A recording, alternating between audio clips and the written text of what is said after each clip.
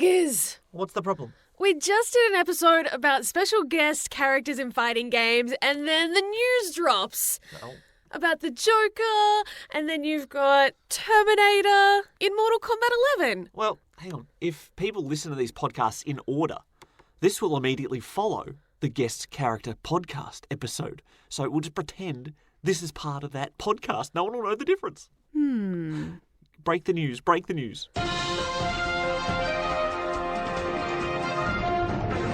This just in. The Joker and the T-800 have joined Mortal Kombat 11. Perfect. No one will ever know. Roll the intro of the next episode, not this one. The Gaming Lovers Podcast with Brendo and Jem. G'day and welcome to episode 71 of the Gaming Lovers Podcast. I'm Jem. I'm Brendo. We're back with another episode of the Gaming Lovers, and we have a chock-full episode to talk about everything that happened, especially at the opening night live at Gamescom 2019. In a way, it felt more exciting than E3, the way they jammed together so many world premiere announcements, some footage of games that we knew were in development. Hideo Kojima was there. I was excited. We got to see a digital Norman Reedus Wii. I mean, what more could you ask for? And it flowed pretty well too. There's only like one or two awkward moments, so I think they've got a little bit of a one-up on E3. Good stuff. It was a very polished Presentation? It was a very polished presentation, and we will talk about that immediately following our gaming goals segment. We're going to get straight into business today. Gaming goals. Well, that's cool. You beat me to the punch. Sick of my intro songs, you decided to get the one up there. You always do things differently, so I thought I'd just throw my own thing out there, and let's keep moving because we've got so much to get through and such little time to actually do this podcast today. Side note, did you enjoy the couple of days off from gaming that we had together? I did. Wonderful. So we went to Daylesford in Melbourne, which is kind of known as spa country in Australia. Lots of hot springs and, massage parlours, things like that. And we just had a couple of days of total unplugged chillaxing. It was very lovely. Should we confess we bought Smash Brothers with us? Really played a little bit. Unplugged, technology-free. Not totally. Just a little bit of Smash Brothers did make the cut as well, so it's all But good. Staying away from social media and things like that, it's amazing what switching off from that kind of stuff will do for you just mental health-wise too, let alone resting physically. Absolutely. So It was kind of a nice break that I think we both needed, actually. So a bit more rejuvenated this week. Fantastic. And I won't bring up the fact that we played Super Smash Bros. Ultimate if you don't bring up the fact that you beat me in every single round that we played. Done deal. Gaming goals. What have you been playing? What have I been playing? I'll start this week. I have been live streaming a whole lot of Subnautica. If you want somewhere in the realm of about 22 hours of Brendo bumbling his way around the depths of the ocean, well, you're in luck because it's all on my YouTube page. Just search for Hyper Brendo or check out thegaminglovers.com. Links are everywhere. And I love playing games blind. I love the discovery aspect of these sort of games where you just never know what's to the north. Oh, well, we're packing our lunch and we're heading north and seeing what we find. The problem is I do make very rookie mistakes, and the people watching me on the live streams have been very supportive. I've had a couple of regulars show up. Periclod, the destroyer of memes. I've had Fire Drake R. I have had GD Fadkus. Just these people who have become part of my little gaming community this past week and a half, and they have been very generous in not calling me an absolute idiot because I'm going to confess right now one of the stupidest things I've ever done in video game history, and I did it with an audience, and they didn't tell me what I was doing wrong because they wanted me to figure it out, and it took me like 6 hours to figure out what was going wrong. I built a very large submarine to explore the depths even further down. I've got to ask, sorry to cut you off. Yes? How's Delta doing? Delta is still alive. Oh! Seamoth Delta has survived an entire 7-day stretch, which is much better than his 3 predecessors. Yeah. Seamoth Delta's still intact. My Cyclops giant submarine, basically a portable base, is called Depth Percepti. because depth perception didn't fit. Depth perception works on 2 levels. A, because I'm exploring the Depths. depths of the ocean, and a Cyclops would not have depth perception because it only has 1 eye. Mm-hmm. So it works on 2 levels. Depth perception did not fit, so it became depth percepti, which is cool because it looks sort of Latin, and that seems like it would be a good style of naming thing for a giant submarine. Everything's got to end with an I. Now, the Cyclops itself uses power cells to be charged up. 6 of them go in. You have a bank of power that slowly gets drained by the engines, by repairing the sea moth or the prawn suit that get attached to it. So there are reasons why your power cells go down.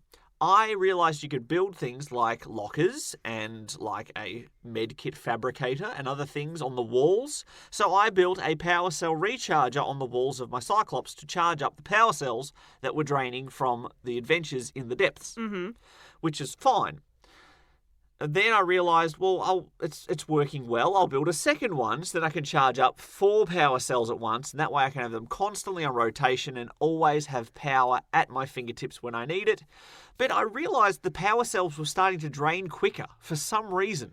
So I built a third power cell charger to charge up 6 power cells, and there's 6 in the engine, and then I realised, what is going on? I am rotating these power cells awfully quickly, and I'm trying to explore the depths, and I'm trying to outrun the giant leviathan that's trying to eat me, and I'm repairing the holes in the outside of the hull, and my engine's on fire, so I'll put that out. All right, let's get out of here before the leviathan hits me again. No, wait, I'm out of power cells, so I've got to switch all my power cells over, and by then the leviathan's hit me, so I've got to get out and repair the thing and put out the fires. Then I'm out of power cells again. Why am I constantly out of power?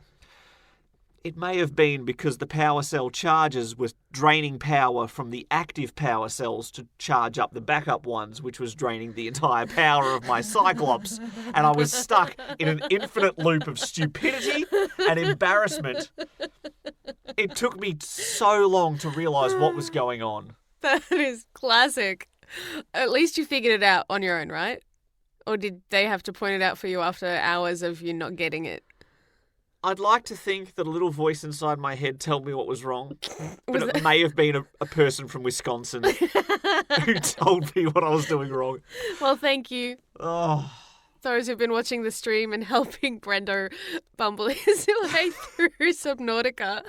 I have driven at least one of my viewers absolutely mad because they are just commenting like, why are you here without the prawn suit? You're not even supposed to be here without the prawn suit. Why would you even bother? And I'm like, well, I'm just exploring.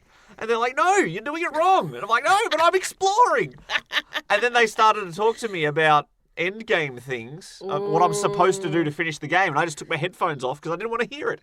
So, look, I'm playing blind. It has its benefits, but it also has its detriments. That's all I'll say. Definitely. Especially in a world where people love to share spoilers with you, especially when you don't want to hear them. So hopefully nothing's been too ruined for you. Those who have been watching me, interacting with me, thank you so much, and I am so sorry. This week, we've already said that we played a little bit of Smash Bros. I haven't actually played all that much Fire Emblem. Oh, no. No, not as much as I wanted to. So You've soured on it after it broke your heart. I've not soured on it. I've just been occupied with other things, but I've played like a little bit of it. But what I have, I think, played, what's been my longest session, I think, as far as gaming this past week, was when we played Divinity. Finally, it got revived. The Adventures of Brendo and Jem in Divinity. Original Sin. Da-da-da. We got up to the Source Temple, a big main story area, and we banged our heads against the wall to try to figure out how to get in safely. I enjoy so much about Divinity. The one thing I do not enjoy is insta-death traps that just go kaboom and you're dead. Yep. And you're like, what did I even do wrong? So maybe you revive me and then kaboom, I'm dead. And I'm like, well, I don't even understand what I've done here. Yep. So we got up to that temple and we said, no, screw this. We are not doing this until we are well prepared, and maybe we will look at a guide. I looked up a video, and literally the first thing that the video said on how to get inside the Source Temple is, all right, we're up to this BS temple, which has BS puzzles to get into this inner chamber. And I'm like, well, at least it's not just us. That's so nice to know that other people hate this as well. Yeah, and that the section. fact, yeah. So we got past that, and then we're basically blocked from going any further because we haven't done enough side quests. So, well, stuff you, Divinity. We wanted to play you. This weird door in the shape of someone's face is basically like, oh no, you haven't discovered enough yet. Go away and come back later. In a way, that's good, because the game is so open that you can accidentally bumble your way, like me in Subnautica. You could bumble your way through just the main plot points and miss out on so much of the game. Mm-hmm. So in a way, having that limiter saying, no, we need to do this many side quests, basically. You need to have this many special items before I will let you in. It's a good way of knowing that you've actually done, 60% of what the game has to offer before you finish it. But I feel like we have missed some main story quests because some of the things that we needed to do are very pertinent about finding out the true origins of our characters. Of course. And what's kind of one of the few gripes I have about this game is it's hard to know which missions, like when you go back and you're looking through your log of like all the different missions you've unlocked. Yep. You don't know which ones are just like throwaway fetch quest kind of things and other ones are serious important ones. Yeah. And some you remember, but when we've kind of picked up the game and put it down, going back and looking through the giant list that we've accumulated, I'm like, yeah, there's some we can't remember and some that maybe I've triggered while you're talking about a main plot thing with someone else. I've gone and talked to the bartender who's given me a quest and you don't even know about it and vice versa. So it can start to become a bit, what are we supposed to do? What's the main threads here? And the mission logs are more like a diary of saying what they've done, they don't really give you clues of where to go next either, which, Yep. I mean, is good if you really love to think about it. But for me, sometimes I'm so tired and I'm playing this game, I'm like, the puzzle side of things can get exhausting. I just want to know exactly where to go next. Like, rather than trying to fumble my way and end up in the wrong place, which has happened a couple of times for us. We've ended up in areas that we really weren't meant to explore yet, and we're very under-leveled. And, I mean, we managed to get by because we're very, very, very, very good at strategic battle at this point. And thank very, goodness. very good at reloading saves as well. When Brendo throws his grenades, which never land where they are supposed to go. I have taken the ability that my grenades are always 100% accurate, apparently. I think that's like a backwards because I don't think I've ever seen you throw one grenade that's landed where you wanted it to. It's so funny. And I threw one, and there's dust blowing from west to east, and I say, okay, well, obviously the wind took that one, so the next one I'll aim and take the wind to effect. And then it curves the other way, and I'm like, am I throwing with my left hand here? What is happening? Absolutely ridiculous. So funny. And usually one of the party members ends up getting caught in that friendly fire. Of course. But it's become a bit of a running joke, you and your grenade throwing skills. Here, I'll help. I'm a frontline fighter who's not near the front line. How can I help? I'll throw a grenade. And everyone's like, no. Don't worry, guys, I've got this. Kaboom. Deary me. It's pretty funny. In other mishaps of my video gaming world, Red Dead Redemption 2, I rode my horse almost flawlessly for like the first 25 hours of my game, and now for some reason my horse has a horse-to-horse magnet in its head, and I have collided with other horse riders head-to-head, horse-to-horse, 3 times in the past week. What is happening with this? That's so funny. I swear I'm a good gamer. I'm a skilled video gamer, but the past week has not reflected that in the slightest. I believe you've uploaded at least one of your kind of bloopers from Red Dead Redemption onto your YouTube channel as well. Yes, as I was trying to figure out the cinematic camera, which I assumed would steer for me, which it does when you're on tracks, but not when you're out in the wilderness near a cliff. And it will just let you walk off a cliff with a cinematic camera. That's a plus.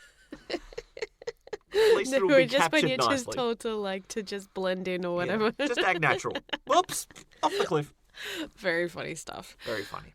Anything else on your gaming goals list of things you've played this past week, or is that it? That's pretty much it. Red Dead has been getting very interesting. I have compared it to Breaking Bad in a few ways in earlier podcasts, that you are sort of rooting for the bad guys that you're playing as. You just want them to have that one successful heist and then move on with their lives and leave crime behind. It's also reminding me of that because we know that Dutch, the leader of the band, is, let's just say he's doomed to become the one of the primary antagonists of the first game, and since this is a prequel, you know he's going to go off the deep end at some point. That's not a spoiler. But it is starting to get to that point. He's seeing traitors where there's no traitors. He's making very irrational decisions as the leader of the bandits that you're playing as. And he has some trust issues now, and things are not going well, and that is what we love in stories, not so much in real life. But when other people, virtual people, not real people, fictional people, are starting to become mentally unraveled and unstable and dangerous, that usually makes for a good narrative.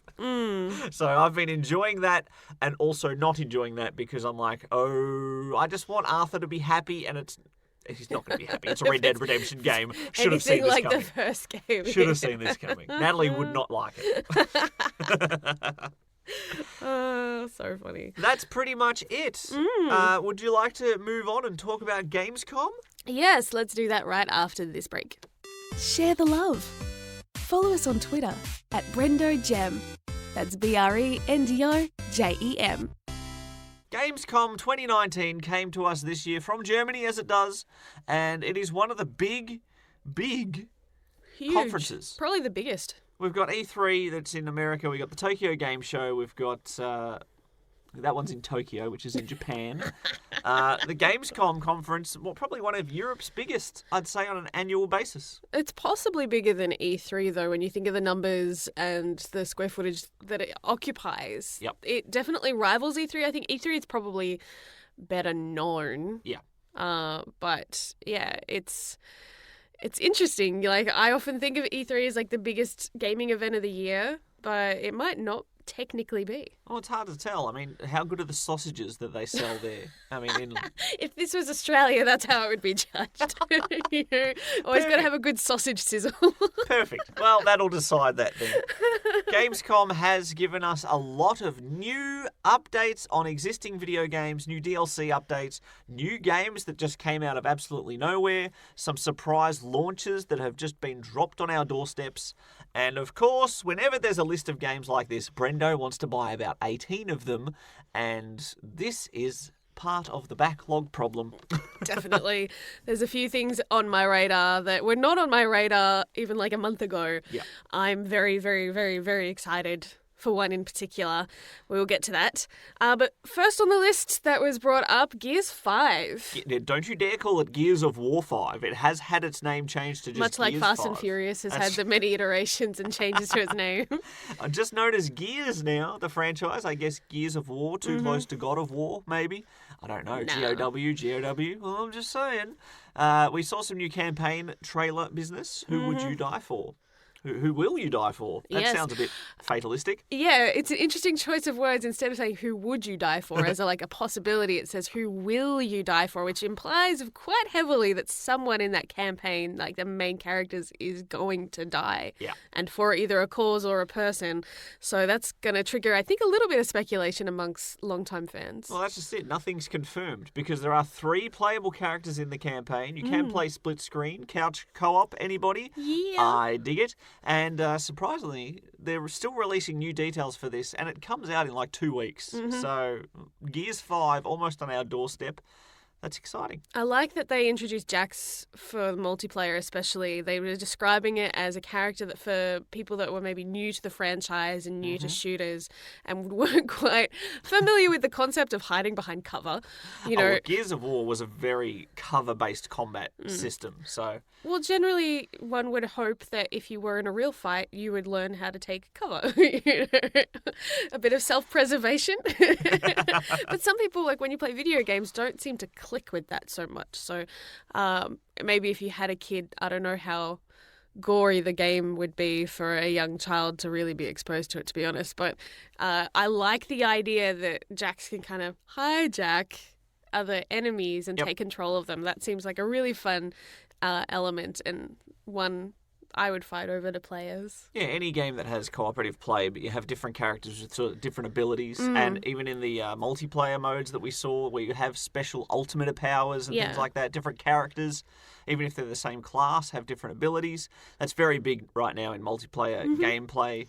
So that looks good. And it helps make it fresh. You can keep trying different ways of playing the game, and that way it doesn't get as stale.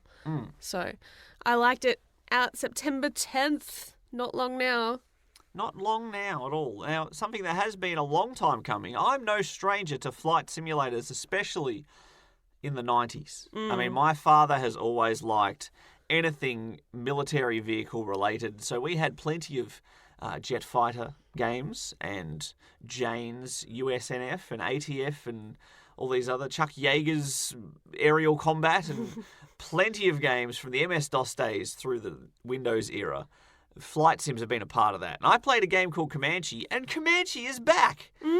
It's back, baby. Nostalgia is in full swing. It's funny when they take a franchise that was around like that long ago and just go, hey, it's back. And most people of this generation would be like, I've never heard of this before. It's like, well, it's back, but it was well back where we've dragged it back from.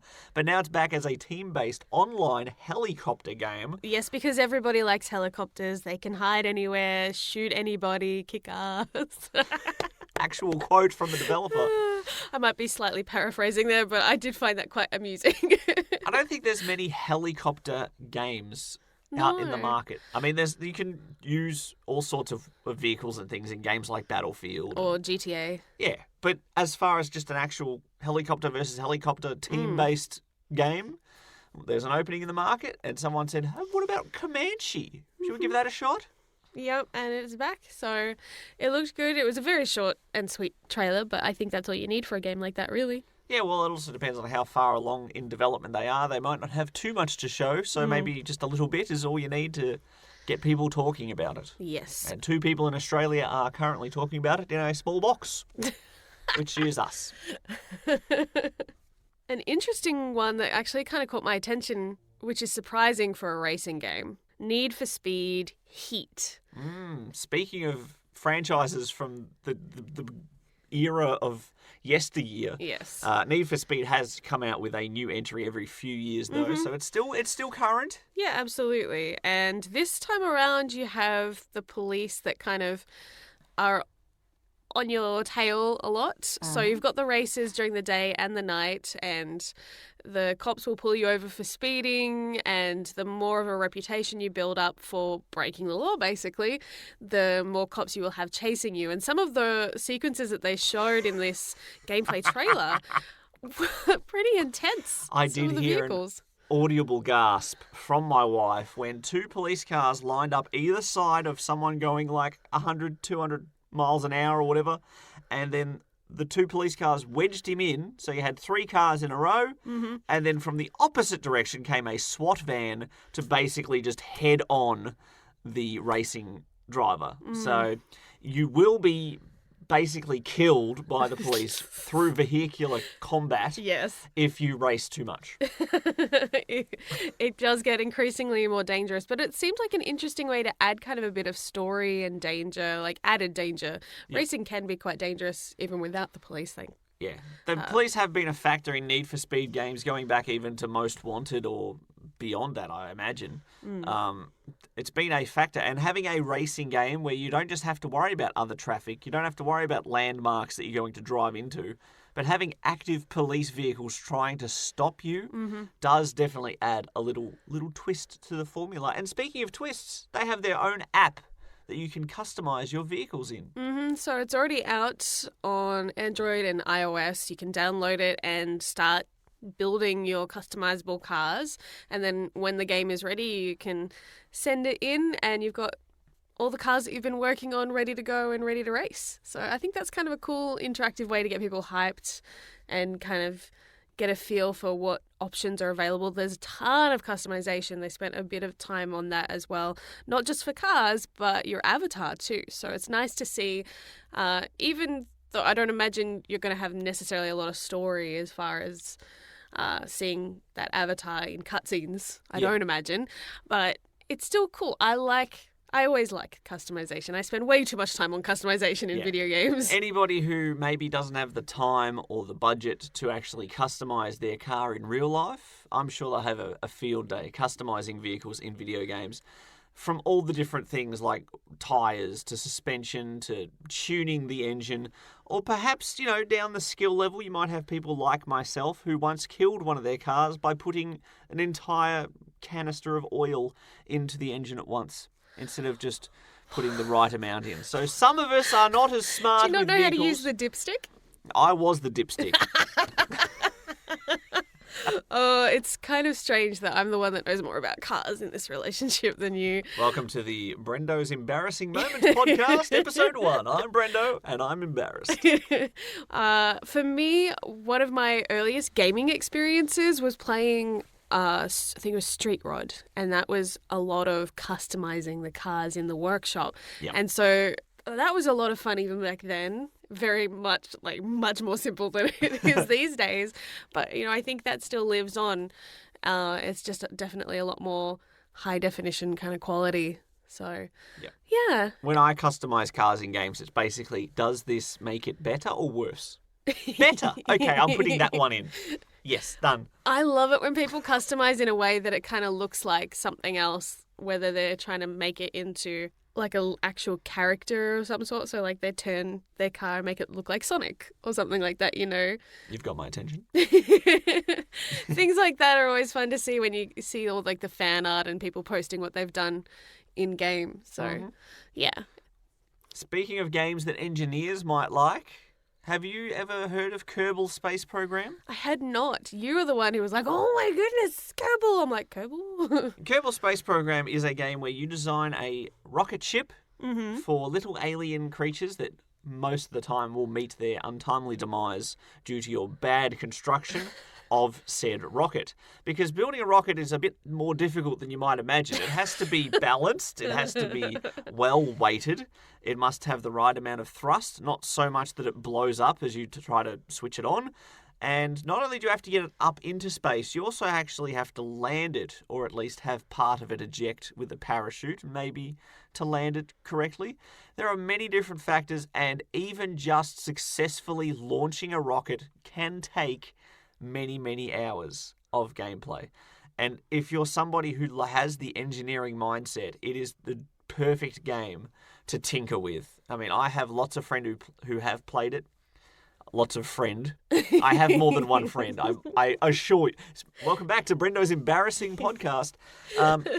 This is a game that I have always wanted to play. It's been on my wish list on Steam, I believe, but was frequently too expensive, especially when Steam still had US dollar pricing for Australia. So I haven't actually played it myself, but it was successful enough and enough demand that a sequel is on the way next year, 2020. And the trailer made me chuckle. Just seeing them look so happy, looking out on the vista of this newly kind of colonization, I guess, and then it starts collapsing. I'm like, oh, that's so mean and hilarious. Building a rocket is harder than you might think. I think I might have fun just seeing everything blow up constantly. What does that say about me? Moving on. Little Nightmares 2, also coming in 2020. Sort of a puzzle platformer, 2D, side-scrolling, stealth game. There's a lot of different genres rolled into one. I have watched my good buddy the Falcon chase down some elusive trophies in that game. Its art style is a banger. I love the art style of this game. It's sort of cutesy creepy, which is even more creepy than creepy sometimes. Yes, absolutely. The sequel is introducing some basic weaponry in the form of cooking utensils. And yeah, it's just another one of those games that looks good enough and they just make a couple of tweaks to the formula, and that's basically what everybody wants as a sequel to the original. Not too much of a change in formula, but just a few enhancements, a few changes to make it a little fresher. A few new challenges. So Little Nightmares is one of those games that on the rare occasion I have nothing to play, I would pick up and play because I like that style of game.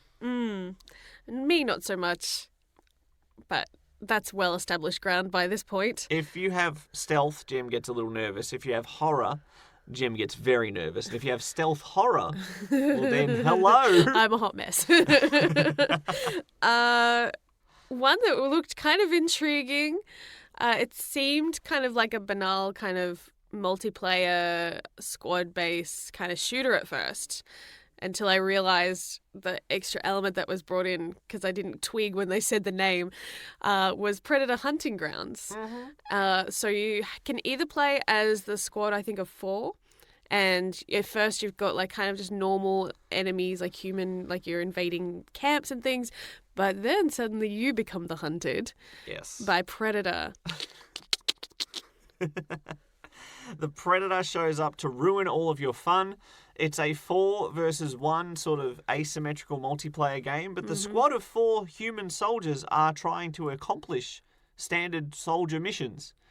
And the player who's playing as the Predator is there to ruin everything. Yes. I've always liked asymmetrical multiplayer games. Ever since Splinter Cell Pandora Tomorrow had spies versus mercs, first person, third person, different gameplays. I dig it. I found that so fascinating. Instead of just everyone has a gun and everyone has the same health.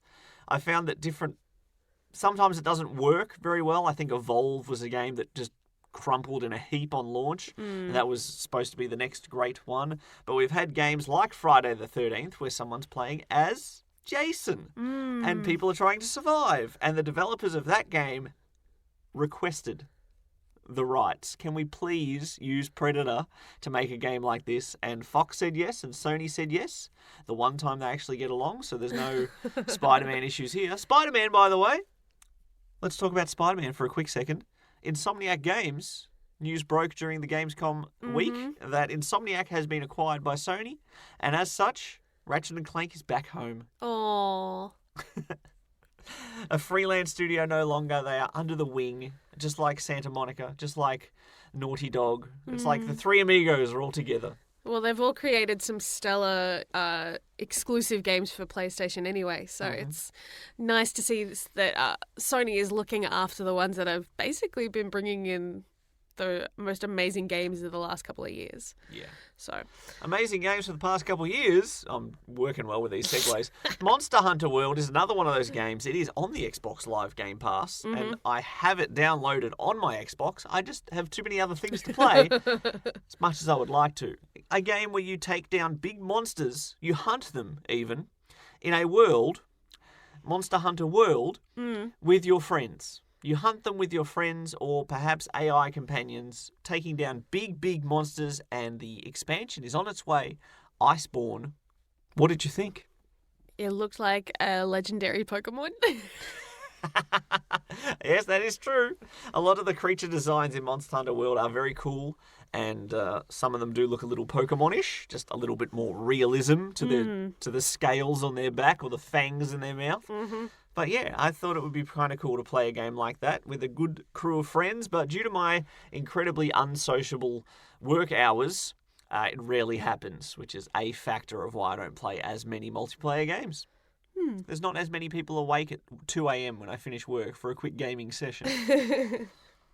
There was an interesting teaser trailer for the new game Humankind, basically posturing the question, how would you shape humanity if you could go back to the beginning of time and mess with it? How far could you push humanity to its limits of technology? And we had a caveman rocking out on DJ equipment in space. So that pretty much sums it up, really. I noticed strategy games making a bit of a comeback recently. There'll be a couple more later on during the Gamescom conference as well. And it's a genre that I was more interested in, again, back in the 90s. Not so much nowadays. I can't even think of the last, unless you count something like XCOM, which I don't, but an actual, like, city-building, technology, war, advancing... I don't know. I don't think I've really played one since, like, Warcraft or... So many of those have been very mobile game-centric because that's, unfortunately, they do lend themselves to that formatting very, very well.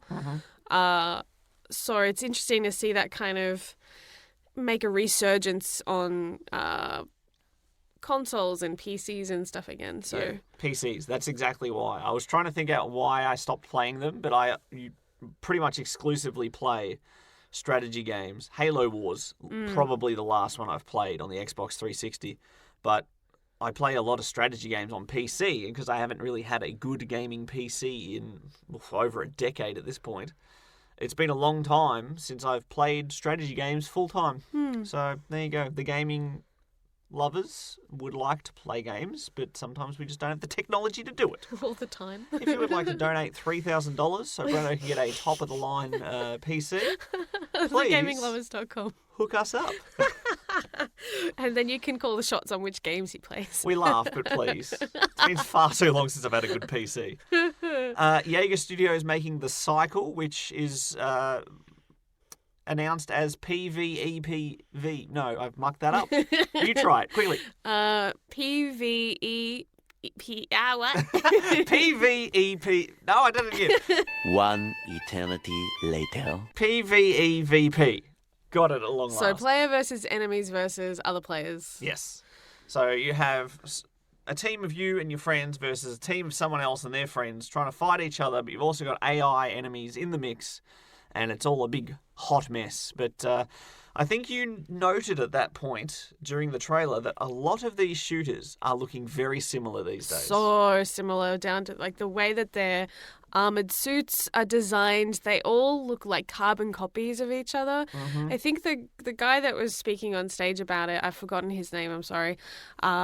He seems so passionate and so genuinely kind of like, please love this game because everything's hinged on it kind of speech. They're a game developer that have made games for other people. Yeah. But this is like their first independent project. Yes. And they're putting a lot of eggs in this basket. Totally. And I think they were trying to hit home how the game is different as far as the gameplay aspects. It might look a lot like other games, but they did say that the way you play feels very, very different, and you kind of have to get your hands on it to understand how that works. Mm-hmm. So that was what he was trying to hit home, like letting everyone say, please get your hands on it, go and play it on the game floor, so that you understand that this is different.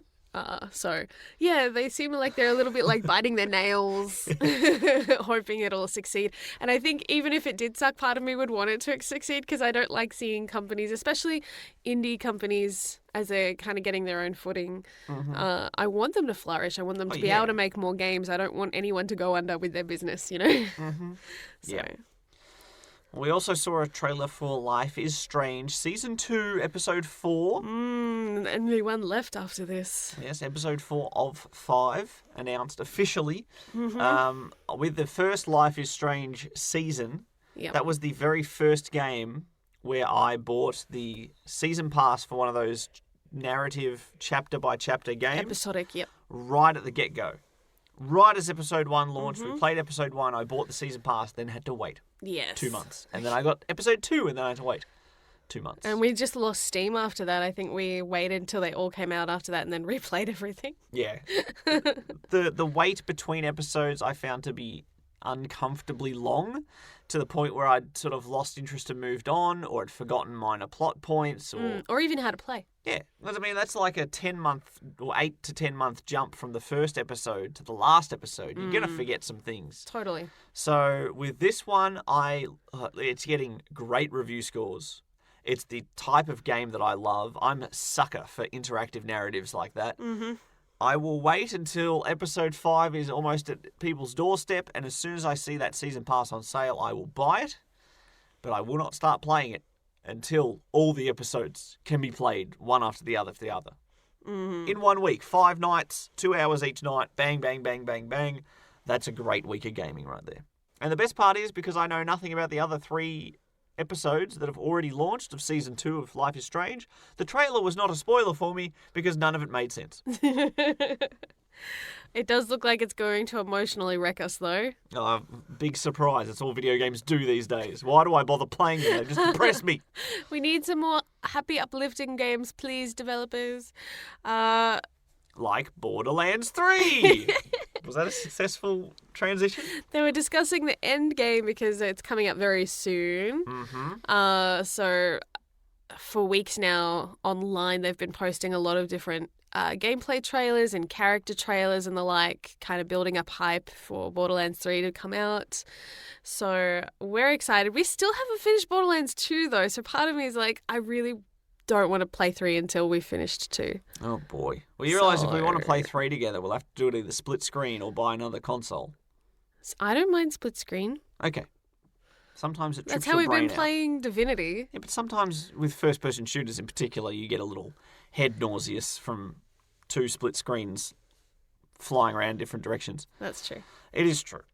Borderlands, in particular, the end game sequence, it's kind of funny that the game's not even out. I mean, developers have to explain what the end game gameplay is after you've beaten the campaign and beaten the story, what else is there to do, because they don't want you to move on to the next thing. They want you to keep pumping money and time into your game so it's more successful.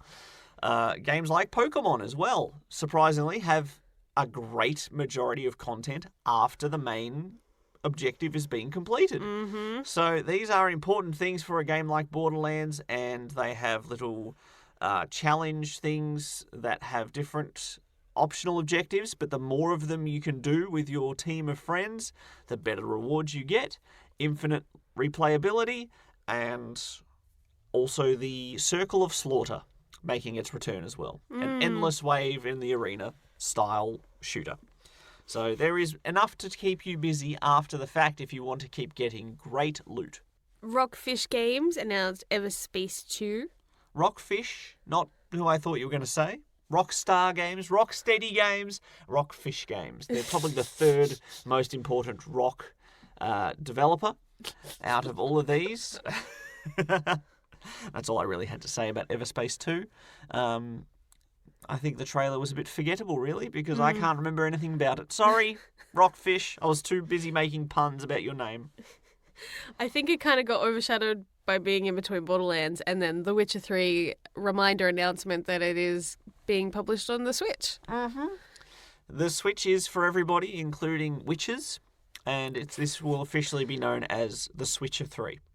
I'm sure that's not an original joke. That port comes out in October, which is not too far away. There's a lot of games coming out in September. There's a lot of games coming out in October. Then there's even more coming out in November. So guess what? We are almost back at the busiest release part of the year. It feels like we were just here, and it's almost there again. Ridiculous. It's flown by. How am I ever supposed to beat all these games before I die? One of the announcements I actually really enjoyed at Gamescom was from FIFA 20 with Volta. FIFA 20 is the sort of thing when they go, and now we're going to talk about FIFA 20. And I'm like, this is my chance to go get a cup of coffee and refill my popcorn, and I'll be back for the next game. You don't like your sporting games. I will play almost any type of game that makes me think, but I'm not really a sports-based person outside of gaming. And sports games are probably one of the few genres that I'm just like, yeah, there's not much for me. Unless it's Rocket League, right? Which is car soccer. That would be way fun to play in real life. But FIFA 20 did look pretty cool with the Volta story thing, like street soccer. Yeah.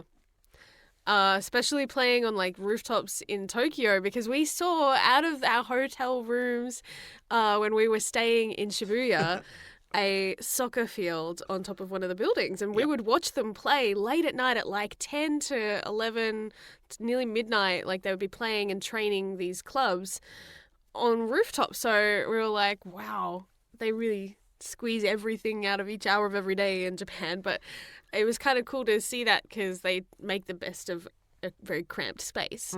And with the Volta story and things like that, you can create a character, you can create a team, smaller squads. It's not a big proper soccer pitch style. It is, or football pit, depending where you are in the world. No offence meant by conflicting things. We call it soccer here in Australia. It's what I'm unless you pre-programmed to say.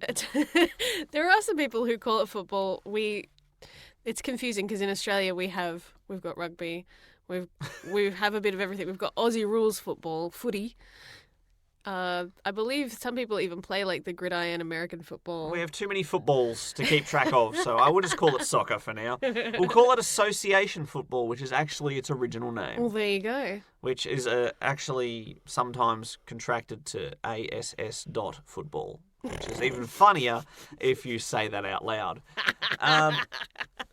But yeah, you've got little concrete jungle playing on a basketball court, basically in some America part of town. In some America. Yeah, well, shush. We got one right underneath the shadow of the Eiffel Tower in France. You got the one on the rooftop in Tokyo. There's all sorts of things. Where is the dingo-infested outback level? That's what I want to know. Do you know how hard it is to play? It'll be DLC. Do you know how hard it is to play a sports game when you're being attacked by kangaroos? Dingo stole my football. Association football. But yeah, it's a cool little story mode, and it does give it a bit of a different flavour than just the grass pitch or field or whatever they call it in that soccer gameplay thing. The only criticism I have about soccer, legitimately, is that people call professional wrestling fake, and soccer players are the real ones who look fakely injured. So there you go. That's my 2 cents. Let's move on to Disintegration. Yeah, Disintegration had an interesting start because it kind of almost looked like a bit of a cyborg at first from this angle where you see what are robotic arms, but it's hard to tell. The legs look human, but then when you finally get to see, they're clearly fully robots. Mm-hmm. And yeah, it looks interesting. Looks like it's got some sassy characters and story in there. Did involve hopping onto a speeder bike that looked very much like the ones they use in Star Wars.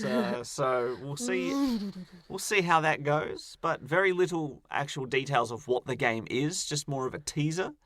Look forward to seeing more of Disintegration. Sometimes, though, all you need is a teaser to catch your attention. And for our next game in particular, all it took at E3 this year was a little teaser to catch my attention, and that was for Guilt. We'll be talking about that right after this. You're listening to the Gaming Lovers Podcast. Want to join the conversation? Visit thegaminglovers.com. Record your comment or question by clicking on the button on the right-hand side, and you could be featured in the next podcast. Back at E3 this year, when I saw the original teaser for Guilt, I said it looked like if Disney Pixar presented Silent Hill for your viewing pleasure. Sort of a cool Pixar-style art style for the little girl you play as. And then she is in a creepy school with sort of characterized monsters that are the embodiments of different traumas and fears and insecurities that you have, especially at that age, like bullying or people talking about you behind your back. It looks cool. It looks like it would be a survival horror game. It looks much more based on stealth, but you have a giant torch and you expose the darkness with the torch and you can shine it into a tight little beam like you can in Alan Wake. I said that, and then Jeff said that at the Gamescom as well. So I'm like, yes, I've thought the same thing as him. I know my games. Yay. Will you play a game like this? If it is a horror game with more of a cutesy art style, we said that earlier with Little Nightmares, that can be sometimes more off-putting than a pure horror game. I don't know. I'd make you play it first because you'd be able to tell me where on the scale it fits amongst other horror games. Mm-hmm. I love the symbolism in it, though. Yep. And a lot of horror games do have some pretty poignant symbolism. Yes, Silent Hill does very much. So I like that aspect of it. I think that's a really powerful way to tell stories, but I don't cope well with certain imagery. I imagine there won't be much blood and gore in it. We haven't with seen a little any kid. of that. Usually, especially with gaming certification as far as classification for video games, if you have a character that is, even if they're not really a child, if they are portrayed as a child that you're controlling or impacting, you can't do a lot of things to it without eliciting a very like an R rating or getting it banned because, you know, seeing a child mutilated or things like that would be big on the list of no-nos. A little too much. It was hard enough to play through the second season of The Walking Dead where you play as Clementine instead of protecting Clementine in the first season, and seeing her even just get bitten by a dog or something or things like that. Yeah. You're just like, oh, no, I'm responsible for that. I mucked up that quick time event. Now I'm wounded. That was my choice. I've hurt this child. What do I do? So, yeah, it should be interesting. I imagine that it's not going to be as gory, but that I'm still going to make you play it first. Destiny 2 Shadowkeep, another season has been added. A lot of robots are coming out of the garden. If you don't know about Destiny 2 by this point, there's not much we can really tell you that hasn't already been covered by the entire world. Destiny was made by Bungie, the original creators of Halo, and then they moved into the online multiplayer world, and so I've lost interest. Sorry. But it has recouped. It's one of those things that had a bit of a flop and then managed to get its feet back under it again. So it's good to see it's still going strong. That is part of the evolution of video game, the ecosystem that is in this day and age, is that games can launch with substandard launches and then get more content down the road, which makes them more successful. We have a friend who played a very bad game, especially at launch, called Generation Zero, an online sort of survival crafting mechanized horror game, and at launch it was abysmal, and since updates have come in it's become maybe not great but a lot better, and as such might be more worth visiting. And so games that do have bad launches or even uninspired launches, like Destiny did, like Destiny 2 did to a degree, there's plenty of content. I have plenty of work friends that constantly play Destiny. Every single night they play Destiny. So there's something new on the way for Destiny fans. The creepy train continues with Remothered, Broken Porcelain by Modus. Yes, another trailer that immediately caught my eye for something brand new that I'd never seen before in a horror game. And then I realised when it said the follow-up to last year's best received survival horror game, and I said, wait, what? What did I miss? I must have missed something. I'd never even heard of the original Remothered. Or if I did, it went in one ear and out the other because I didn't even know it existed. I Googled it, thought it must have been like just on PC, and that's why I never played it. No, it's on Xbox One and PS4. Why have I never... Answer me this, Jem. Why have I never heard of Remothered? I don't know, you're just a really... must not love games as much as you say you do. Oh, the Gaming Likers podcast with Brendo and Jem. I had not heard of it either, but, you know, I kind of go out of my way to not hear about horror video games. At least you got an excuse. They're like one of my favourite genres.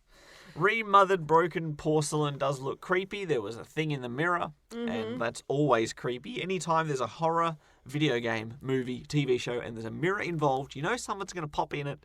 I told you not to get scared. I had my hand on your shoulder, and then you still jumped when the thing appeared in the mirror because I just knew it was going to happen.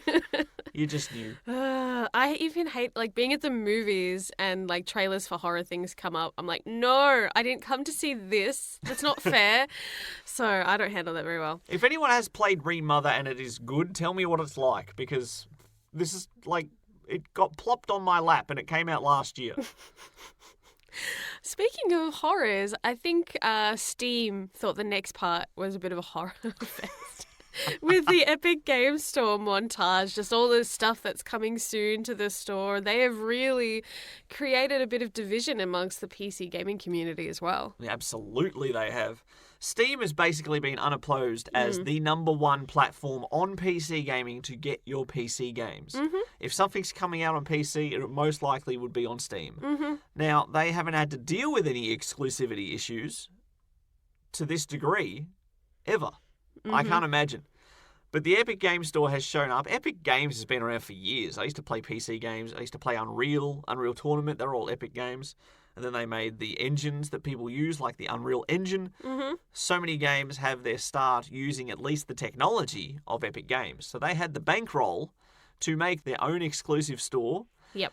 They have locked down a lot of future titles that will be launching exclusively in the Epic Games Store. And not only that, they're baiting people in with one free PC game a week. And they are not exactly bad games. They are cracking good ones.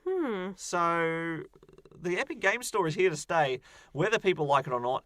I just don't like when people send hate tweets and death threats to developers for taking the money so their game can actually launch. Maybe they're falling a bit behind financially and the game's in danger of being cancelled. And Epic Games say, launch exclusively with us and here's some money.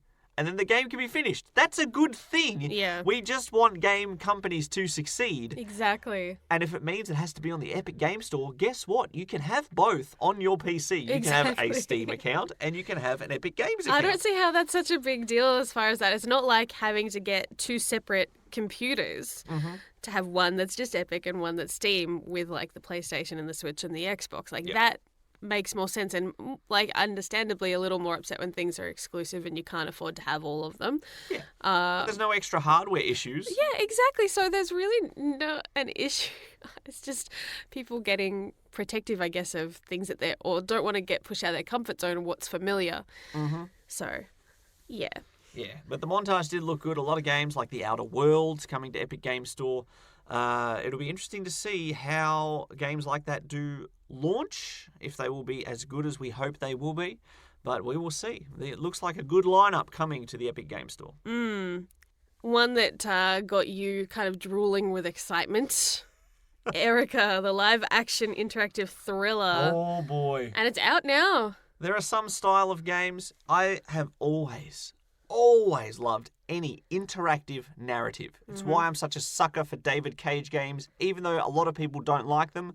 You give me that style of gameplay, I'm all over it. The Telltale games, Life is Strange, anything that has branching narratives, choices. Just give me choices. I'm happy.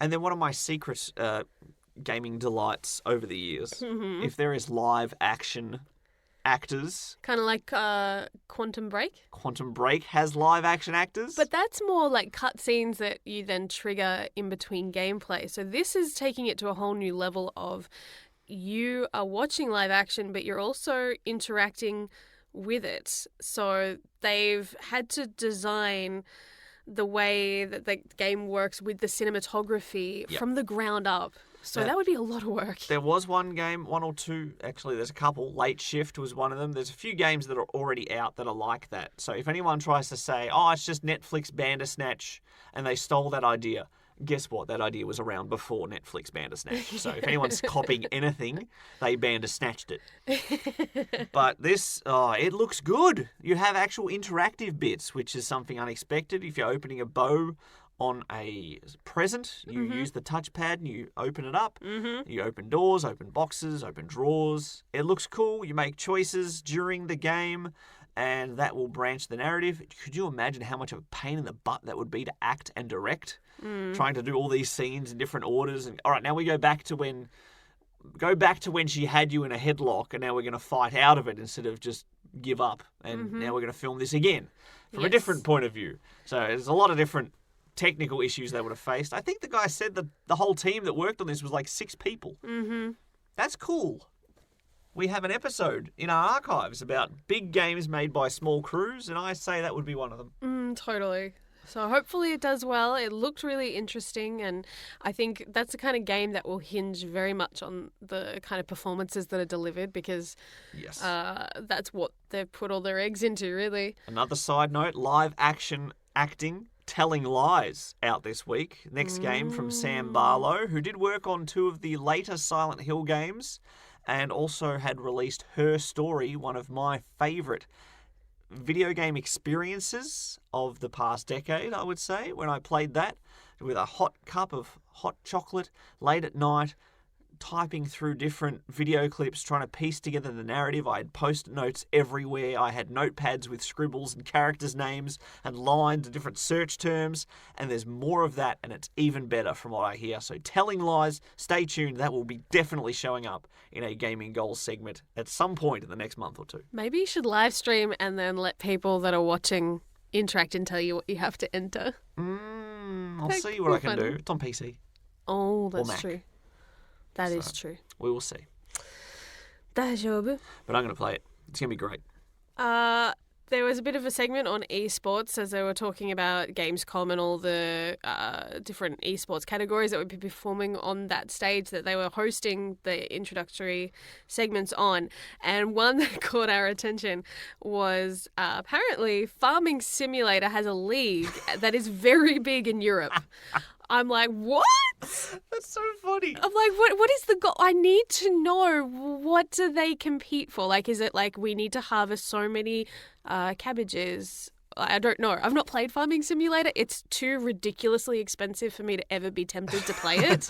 It's hilarious because every year, myself and my good buddy the Falcon, when either of our birthdays roll around, it's basically pick a game and I'll buy it for you. And that has been our deal for the past, 10 years. Mm-hmm. And it's great because if my birthday's rolling around and something's going to launch right next to it, guess what? It's a freebie. I know I'm going to get it. Mm-hmm. And I'm so excited. Every year, I tease him by taking a photo at our local video game store with a photo of me holding Farming Simulator 18 or whatever the latest one is, saying, I've picked up your birthday present, ha ha. And I've done it every year. And people have competitive leagues with Farming Simulator. I need to watch it. I don't know if it's happened yet or not. If it has, then I'll go back and I'll find it. But otherwise, I can't wait to see the action unfold.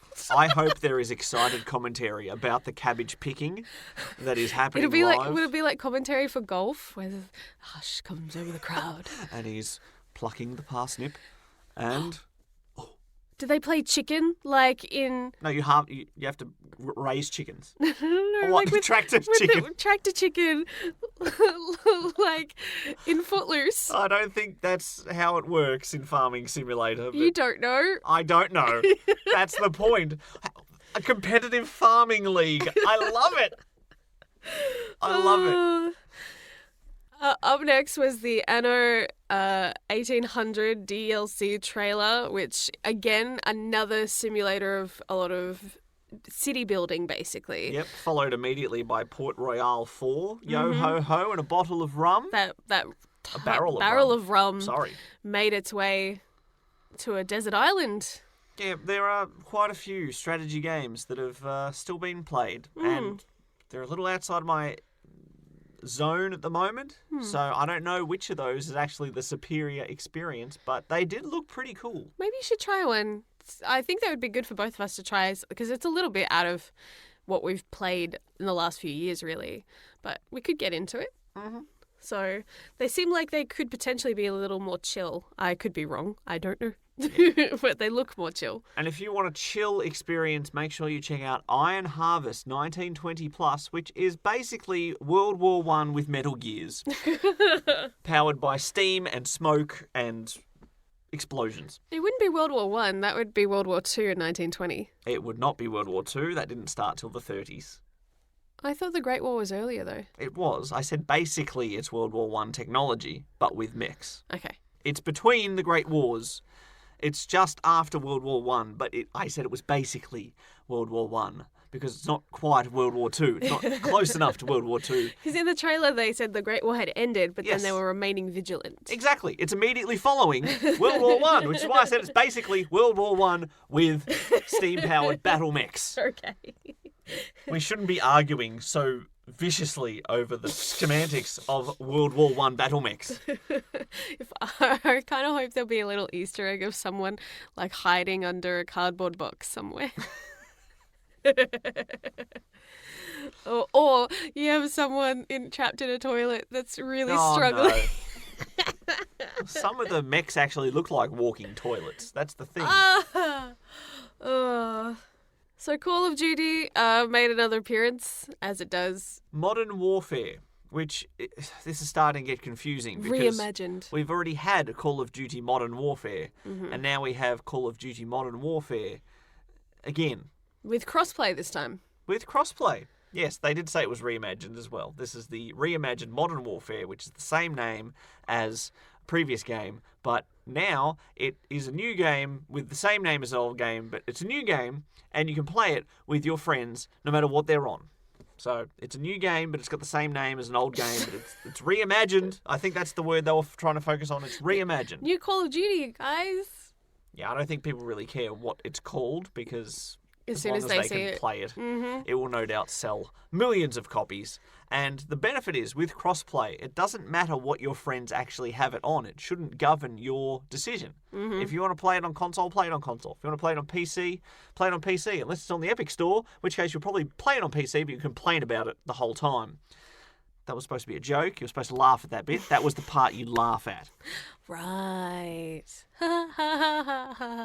Make sure you edit that bit out. I don't want that fake laugh to make the podcast. You're going to leave that in now, aren't you? You're so mean.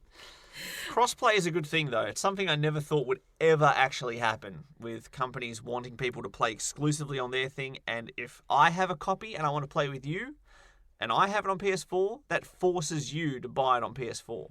You know what I mean? That was always why people were so stubborn about crossplay. But now we have console gamers playing against each other on different consoles, and then we now have console gamers playing against PC players. Or even on phones. And on phones. It's pretty cool. It's crazy. Yeah. It's amazing. And then finally, the Gamescom opening night culminated with Hideo Kojima making an appearance, showing some special cutscenes from the game, introducing some key characters from Death Stranding, as well as some snippets of gameplay footage. All very exciting stuff. Hideo Kojima taking time out of what is no doubt an incredibly busy schedule when this game is launching in November, I think? It's down to crunch time. For the director to basically go, I'll be back in a few days. That's a lot that they're trying to work on at that point in time. For him to go away to show up at some games conference in Germany. But I'm sure the people are appreciative because we got to see live video game footage of Norman Reedus urinating. And seeing how many milliliters it would go down as the stream. He has a bladder meter. It's so funny. I'm glad it uses milliliters, not ounces, because that would just confuse me. Finally, we have some gameplay footage and story footage that makes sense. It wasn't ambiguous. It wasn't a trailer where you're going, what the heck is this game? Well, there was still a little bit of that. A little, but to be honest, some semblance of logic is actually starting to come through now. Yes. And that was exciting. We got Death Stranding's announcement. We got a few other trailers at different E3s and different events over the past few years. And still we were like, I have no idea why there's a baby on his chest. It shows him other creatures that are like ghosty things, but why? And now we know why the baby's there. We know for what purpose the baby is in its little incubator gel cube. We know why there's little ghosties around, and now there's even ghosty babies. So they've kind of hinted at like there being a connection between the real, like I guess the human reality that we know and those that have passed over and that are the other world. The other side is what I think it was referred to. So those that I guess are dead but linger, and it's almost like there's a thin veil and they kind of interact a little bit and can mess with our world. So, I mean, I'm still speculating based off the little bit of information that we have. I'm trying to piece it together in my head of how it all works, but it sounds like you're not supposed to get attached to your baby, but you're going to get attached to your baby. What is it with video game characters? As soon as they realise that people get attached to things, that has become their greatest weapon. It's like in as Portal developers. 2, in Portal, with your companion cube. Maybe that's what started it. Darn you, Valve.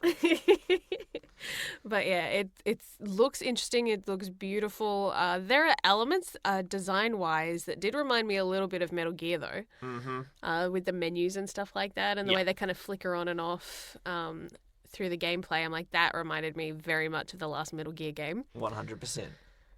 I absolutely love those ladders. Those ladders are cool as. The fact that you can just set it up anywhere and it extends to the heavens and then falls down and you can just climb up a mountain using a ladder. That's awesome. You just have to remember where the ladder is, because then poor Norman did run straight off the edge and then his baby was crying from the impact and he had to actually take it out and rock it. Using the controller to rock the baby back to comfort. So any future fathers out there can play Death Stranding in order to prepare.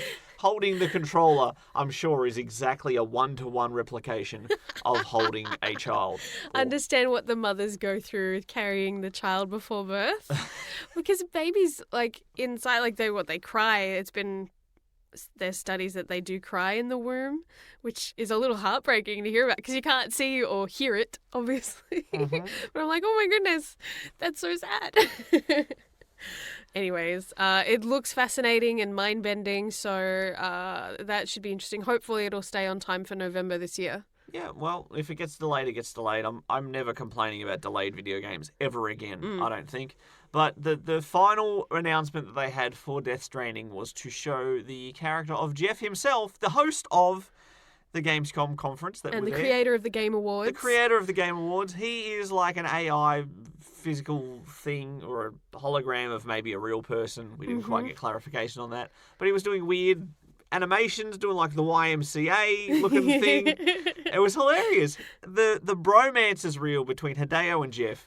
And after all these years, we finally get to see that united, that bromance realised inside the video game world of Death Stranding. There you go. It's been immortalised forever.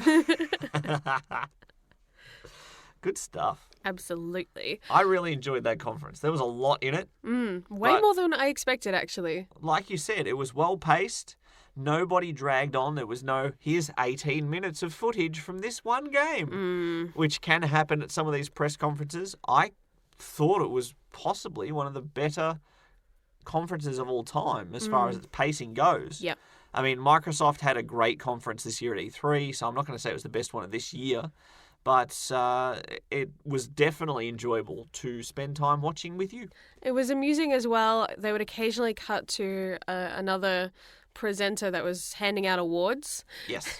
And it was one of them when she got a little too eager with the microphone and like to put it in front of the person's face and then like donked their award with it. The guy from Media Molecule behind Dreams, which I didn't know what to expect from Dreams. After the success of Little Big Planet, they wanted to make their own little...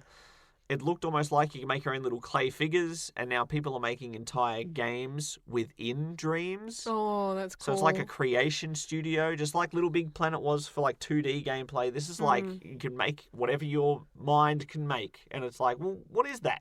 I don't even know what that is. And now you're starting to see little snippets and little tweets about what people are making in it. There's those early influencers and early access players, and you're just like, oh, this seems incredible. Yeah. So they won like the best of Gamescom sort of award or whatever for Sony at the very least. And he went to raise up his trophy, and she went to raise up the microphone, and they just went kablonk. One of the funnier, awkward moments of the Gamescom opening presentation. There always has to be one. Yeah, exactly. So other than that, though, it was a really solid, interesting night. A lot of things to look forward to.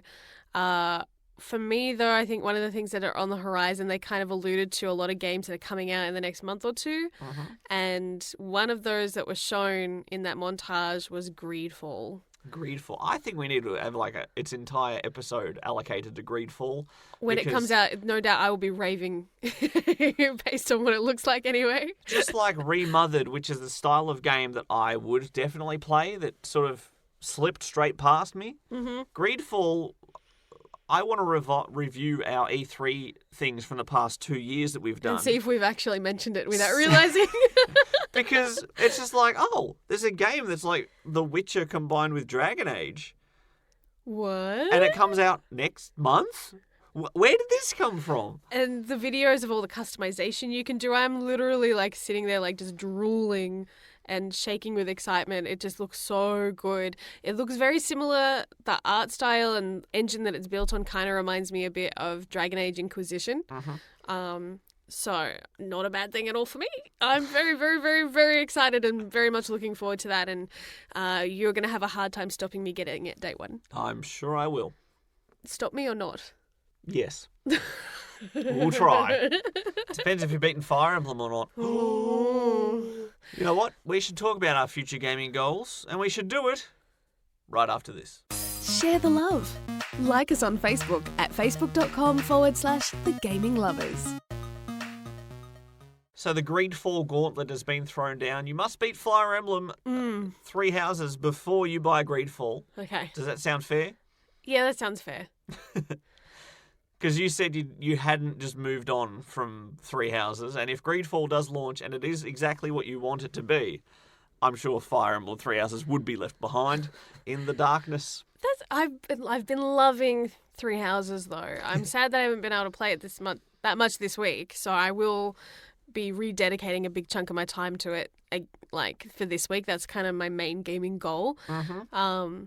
But yeah, I would still like to keep Divinity rolling. I know we keep hitting a lot of roadblocks, but if we can find ways to get past them, then hopefully we can get to a good point where we're going again. Because now we've backtracked a little bit, so we're back to an area we were supposed to hit earlier, and now we're like overpowered. It's a so nice we're flying feeling. through it. It's a nice feeling. It is nice. I'm like, I like it when we're like 5 levels above where we're supposed to be. The Spider Queen was absolutely disgusting, though, and that looked hideous. I felt like the true Spider Queen, though, because even though the Spider Queen was like this giant egg-laying machine, my summon spider was like way more powerful than she was. Good old Spidey. Because it levels up with me. So I'm like, yeah. You think you can summon spiders? Well, watch me summon my redback spider, which is so Aussie, by the way. We have a lot of redbacks in Australia. I'm just glad they're not that size. Thank goodness. Oh, my word. Well, I'll be trying to beat a lot of games then this week because we're pretty close to the end, I believe, of Divinity Original Sin once we hit the requirements for Hopefully. triggering the finale. Yeah. I also, from what I'm told, because I haven't researched myself, I am relatively close to beating Subnautica. So maybe just another 22 hours of that and I'll be done because I have to fumble my way down across the ocean floor. I do want to play that, but I like to play it in big chunks because time just gets eaten when I play that game. Mm-hmm. I look up at the time elapsed on that stream and it's hitting 4 hours and I'm like, what? Are you kidding me? That means it's what? It's 2 a.m.? Oh my goodness.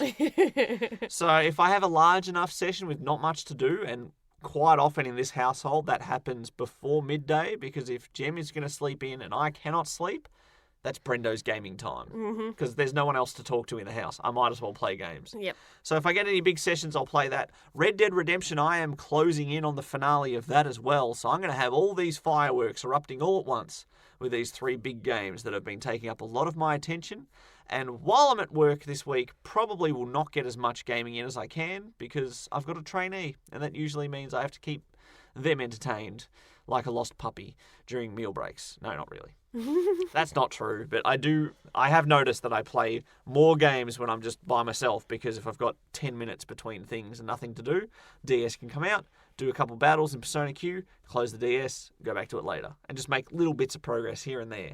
I don't get those as much when I am actively training. So as a result, Persona Q2 is probably going to be slow, but on the handheld front, that's fine. It's not really competing with anything at this very moment. So Subnautica, Red Dead Redemption, Divinity, Fire Emblem Three Houses, we've got 4 massive games that we would like to get done sometime soon. Yeah. And as a result, I think we'll finish this podcast and go play games. Sounds good. Rock, paper, scissors over who gets the TV. Well, okay, but you know your track record with rock, paper, scissors. Ready, set, go. Yep, Ichi-ni-san. Yep, I beat you. You are just cursed eternally when it comes to rock, paper, scissors. It's because I learnt the true secret arts of scissor, paper, stone. That's why I'm so good.